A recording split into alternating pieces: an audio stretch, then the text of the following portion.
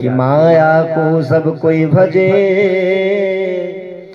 पर माधव भजे न कोई, जो कदापि माधव भजे तो माया चेरी होय। कहते हैं कि जो माधव का दास बन गया, माया उसकी दासी बन जाती है। माया उसका कुछ नहीं बिगाड़ सकती। माया में जो नाच रहा है वो जीवात्मा, और माया के बीच रहकर के भी जो निर्लिप्त हो जाए वही महात्मा। और माया को जो अपने इशारे पर नचावे भैया वही तो परमात्मा है। तो सुखदेव जी कौन है? बोले विशुद्ध महात्मा है। विरह से कातर श्री कृष्ण द्वैपायन व्यास जी महाराज पुत्र पुत्र पुकारते जा रहे हैं, और जब जोर से कहते हैं बेटा, तो जंगल के वृक्षों से भी प्रतिध्वनि निकलती है, बेटा बेटा। ऐसा लग रहा है कि जैसे व्यास जी के विरह को देख करके जंगल के वृक्ष भी विरही हो गए हैं, और व्यास जी के स्वर में अपना स्वर मिलाकर वृक्षों ने भी बेटा बेटा पुकारना प्रारंभ कर दिया। ऐसे सर्वभूत हृदय सम्राट श्री सुखदेव जी के पाद पद्मों में बारंबार प्रणाम करते हैं। जिन सुखदेव जी महाराज ने समस्त श्रुतियों का मंथन करके एक सार रूप निकाल लिया, समस्त श्रुतियों का मंथन करके आध्यात्म का एक दीप प्रज्वलित किया। जो साधक अज्ञान के अंधकार में भटकते हुए रास्ता ढूंढ रहे थे, उन्हें दिखाई नहीं पड़ रहा था, उन्हें मार्ग दिखाने के लिए श्री सुखदेव जी ने ये भागवत का सुंदर दीप प्रज्वलित कर दिया। अंधकार में भटकी हुई जीवों पर करुणा करके ही संसारियों पर अनुग्रह करने के लिए उन्होंने ये दीपक जलाया है। ऐसे व्यास पुत्र श्री सुखदेव जी के पाद पद्मों में हम बारंबार प्रणाम करते हैं। भगवान नर नारायण तथा भगवती सरस्वती एवं व्यास जी का स्मरण करके ही व्यास जी के शास्त्रों का वर्णन करना चाहिए। इसलिए आओ व्यास जी का स्मरण करें। नारायणं नमस्कृत्यं नरं चैव नरोत्तमं, देवीं सरस्वतीं व्यासं ततो जयमुदीरये।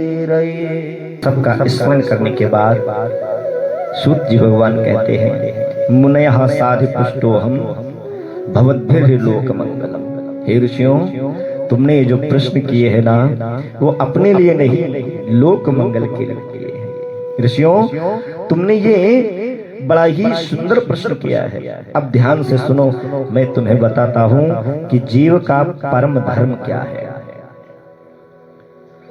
सवये पुंसाम परो धर्मो यतो भक्तिरधोच्छजे, अहेतुक प्रतिहता ययात्मा संप्रसीदति। प्राणी मात्र का परम धर्म एक ही है, और वो है भगवान के चरणों में प्रेम करना। परंतु भगवान का प्रेम कैसा हो? बोले भगवान से प्रेम तो हम सब कर रहे हैं, परंतु कब करते हैं? जब कोई काम पड़ता है। भक्ति कैसी हो? बोले अहेतुकी हो, रहित निष्काम भक्ति होनी चाहिए। निष्काम होने के साथ साथ निष्कपट भी होनी चाहिए। अहेतुकी, अप्रतिहिता, ये भक्ति के दो विशेषण हैं। और भक्ति में कोई कामना नहीं होनी चाहिए। आपत्ति विपत्ति में ही भगवान याद आवे, ऐसा नहीं होना चाहिए। प्रतिक्षण स्वाभाविक भगवान से प्रीत हुए।